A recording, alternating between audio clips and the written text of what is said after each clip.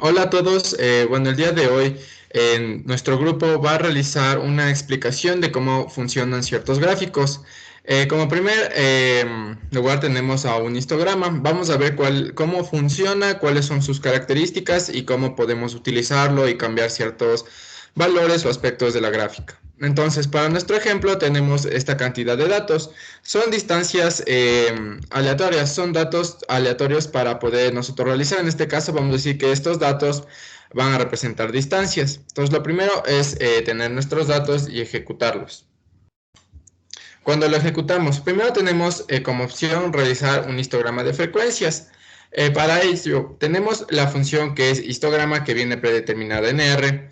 Para ello tenemos que definir cuál va a ser nuestra variable. En este caso va a ser los datos distancia. En main va a ser el nombre de nuestra gráfica y en YLAB va a ser el nombre del eje Y. En este caso vamos a decir que son frecuencias. Entonces vamos a ejecutar. Al momento de ejecutar, en la parte inferior derecha podemos ver cuál es el gráfico. Como podemos ver, aquí nos salen las distancias, frecuencia y el nombre de nuestra gráfica. Pero, ¿qué pasa si queremos una gráfica de densidad? Para ello, realizamos el mismo procedimiento, solo que ahora añadimos un prof, que lo que va a hacer es que nuestros datos se conviertan en datos de densidad. Vamos a poner que es verdadero, de ahí lo demás se conserva. Vamos a ejecutar. Y como podemos ver, lo único que cambia de nuestro gráfico son los valores. Como vemos, son valores decimales porque representa un gráfico de densidad. ¿Qué podemos hacer también? Podemos añadir un grid, lo que son líneas detrás de nuestro gráfico.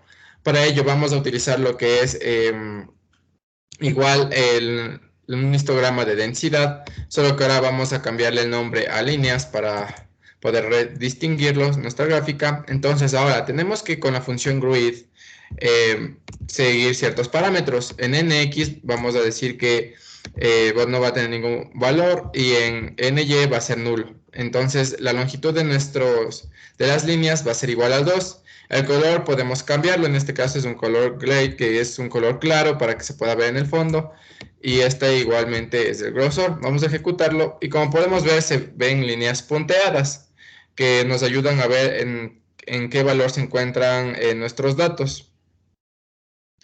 Entonces vamos a ejecutar de nuevo el histograma, solo que ahora aumentamos add true para que se unan las modificaciones anteriores y para que nuestro gráfico quede por encima y con otro color.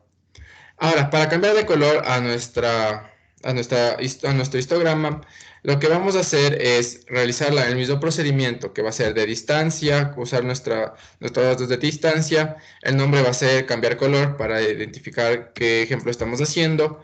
Igual, el nombre del eje Y va a ser el mismo, solo que ahora con la función color es lo que vamos a designar nuestro color. En este caso va a ser igualmente un light blue, entonces el color no cambiaría, permanecería, seguirá siendo el mismo, solo que como no agregamos las líneas, no usamos grid y por eso desaparecía. Ahora, podemos usar breaks, que es para nosotros poder dividir en diferentes barras, es decir, nosotros vamos a decir cuál es el número de barritas que van a salir en nuestra gráfica.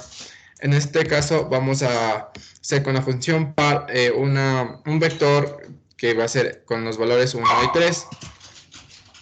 Luego, con la función de histograma vamos a realizar lo mismo. Va a ser la distancia. Breaks, vamos a decir que se nos divida en dos barras. Y main, que vamos a decir que el nombre de nuestra gráfica va a ser pocas clases. Y el eje Y va a ser la frecuencia. Vamos a ejecutar. Y como podemos ver, solo nos muestra dos barras, porque el número de breaks es igual a 2. Pero, ¿qué pasa si ponemos demasiadas barras? Realizamos el mismo procedimiento, solo que en breaks vamos a poner un número más grande. Vamos a decir que es de 50 y como nombra nuestra gráfica vamos a poner que son demasiadas clases. Ejecutamos y voy a hacer suma de la capa.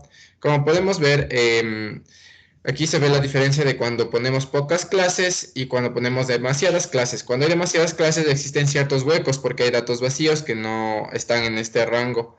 Y cuando solo son dos valores se muestran desde la mitad de los datos hasta la otra mitad. Ahora, ¿qué pasa? Que el R tiene como predeterminado realizarlo con el método de Sturges para dividir el número de barras. Entonces, para ello no tenemos que cambiar ningún break ni poner algo adicional. Entonces, solo ejecutamos como ya viene predeterminado para el R. Damos ejecutar y hacemos un zoom para ver la diferencia.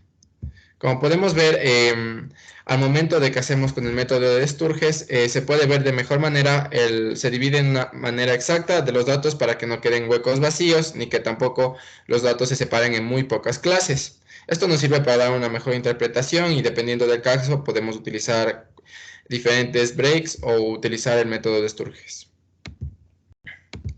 Y ahora, podemos también realizar con un histograma con dos variables. Para ello vamos a utilizar set que nos va a generar datos aleatorios.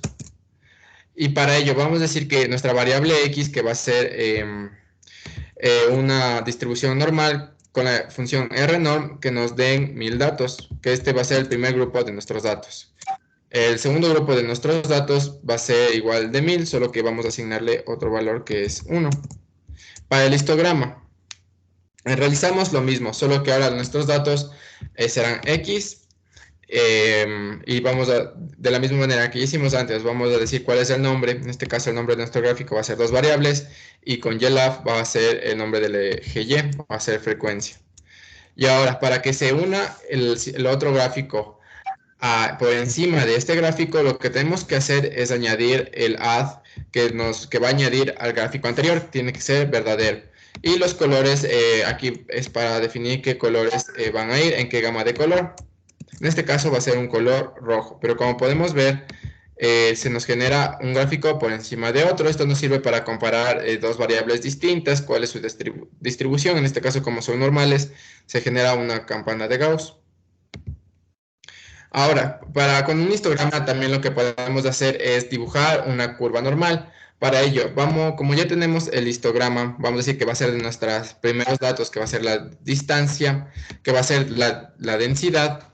Ahora, lo que vamos a hacer es que vamos a correrlo normal con normalidad a este gráfico. Nos va a salir el gráfico de barras, pero ahora vamos a segmentarlo para que nos salga como una de líneas. Vamos a decir que nos segmente el mínimo de la distancia, luego el máximo igual de nuestra variable distancia y que el largo sea de 40. Lo vamos a ejecutar y luego con una función f vamos a decir que va a ser de no, donde nuestra variable va a ser x, es decir, la segmentación. El nombre va a ser el nombre de la distancia y aquí este va a ser la variancia de la distancia. Entonces ejecutamos y que se nos generen líneas. Entonces, como podemos ver en esta parte de acá, se nos genera por encima de nuestro gráfico una línea roja con la que podemos saber cuál es la distribución de nuestros datos. Esta es una curva normal. Y ahora podemos hacer lo mismo, pero con una curva de densidad. Para ello, de igual manera, usamos histograma, distancias, que va a ser la frecuencia, vamos a poner lo que sea falso, el nombre y de los ejes, vamos a ejecutarlo. Ahora lo que va a cambiar en líneas va a ser que va a ser de densidad. En density vamos a poner que sea la densidad de nuestra variable distancia, el largo y el color de nuestra línea. Entonces, de igual manera, aquí se puede observar cuál es la curva de nuestra densidad. Puede cambiar un poco porque la línea de la curva normal es más como acampanada y la línea de densidad sigue cuál es la distribución de nuestros datos. Y esto con el gráfico de histograma. Ahora pasaremos a explicar el boxplot, que es un diagrama de cajas y bigotes donde mi compañera explicará de mejor manera. Ya. A continuación vamos a hablar del gráfico boxplot, donde tenemos un ejemplo donde muestra cómo construir un diagrama de caja con ancho variable. Es útil indicar que tamaño de muestra se esconde detrás de cada cuadro. Cuando el tamaño de la muestra detrás de cada categoría es muy variable, puede ser excelente representándolo a través de los anchos de los cuadros.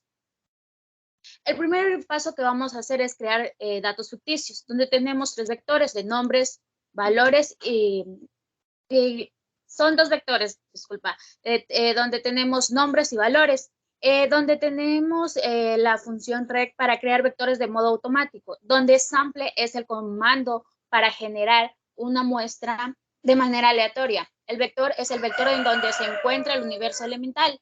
El reemplace es un argumento lógico donde puede ir true o false. Si el primero estará diciendo que el R va para seleccionar elementos de reemplazando casos contrarios, no se permitirá el reemplazo del valor por defecto es false. Después vamos a crear un data frame donde vamos a agrupar estos vectores que encontramos. De ahí vamos a calcular la proporción de cada nivel. Calculamos la proporción de cada nivel usando la función table.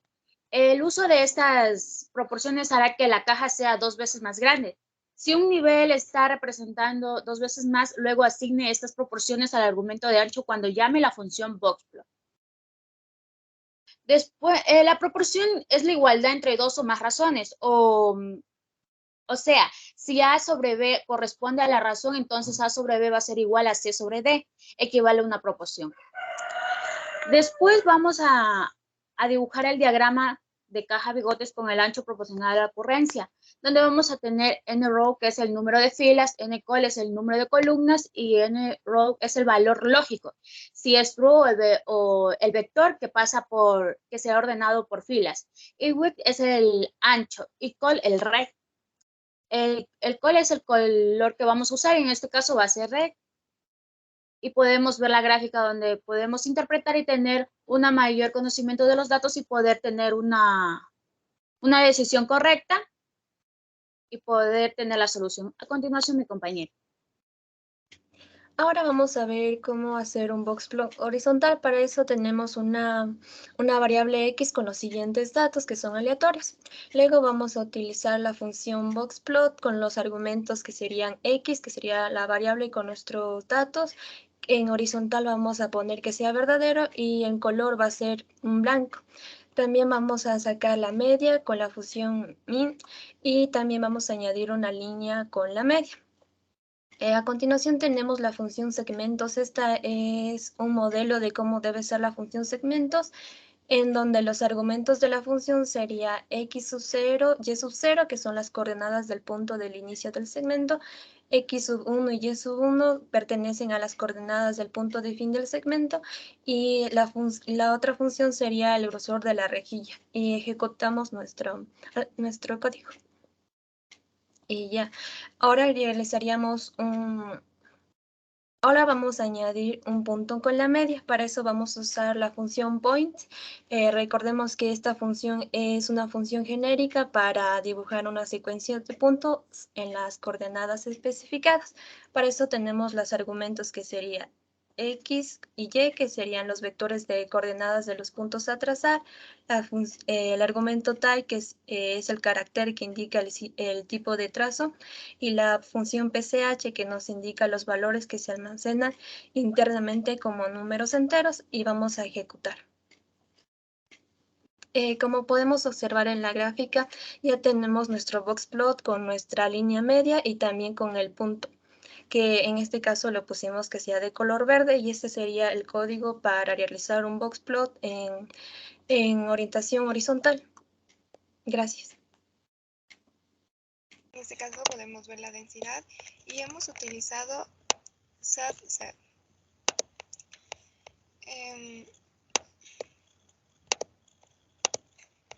¿Para qué sirve la función SAT-SAT? En el R nos permite fijar una semilla inicial y un generador.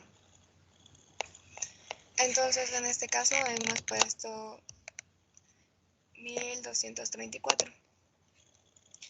Entonces lo ejecutamos o lo corremos. Después vamos a generamos datos con la función random. Esta función nos sirve o se utiliza para generar diversiones aleatorias para la distribución normal, dado que la media predeterminada es igual a 0 y la desviación estándar. Entonces, en este caso le hemos puesto a esta variante x como nombre, o bueno, le asignamos. Y ya como dijimos, le ponemos random y le hemos utilizado un 500. Ahora vamos a utilizar el par y el nm from, que va a ser igual a C12. Esto se utiliza para, sirve para dividir las ventanas gráficas en forma de matrices para alcanzar en cada uno de los gráficos diferentes. Entonces también lo ejecutamos. Listo. Y ahora dice generar un histograma. ¿Qué significa esta variante de aquí? Cuando nos dice generar un histograma es que vamos a crear un gráfico. Ponemos en friend igual a falso y en main es el nombre que nos va a salir en nuestro histograma, y en este caso hemos puesto histograma y densidad. Y L es la densidad que nos va a salir en nuestra variante Y. Entonces ejecutamos la creación de nuestro histograma. Como podemos visualizar en pantalla, se ve nuestro histograma y el nombre de el que hemos puesto anteriormente, y la y en Y la densidad puesta. Ahora podemos calcular la densidad, que es de X, y la densidad obviamente nuestra variable que le hemos asignado X. Y aquí se visualizan nuestros resultados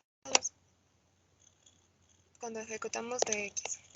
Ahora dice añadir una línea de densidad. Entonces, en nuestro gráfico, supuestamente, en nuestro gráfico sale la línea de densidad que hemos añadido.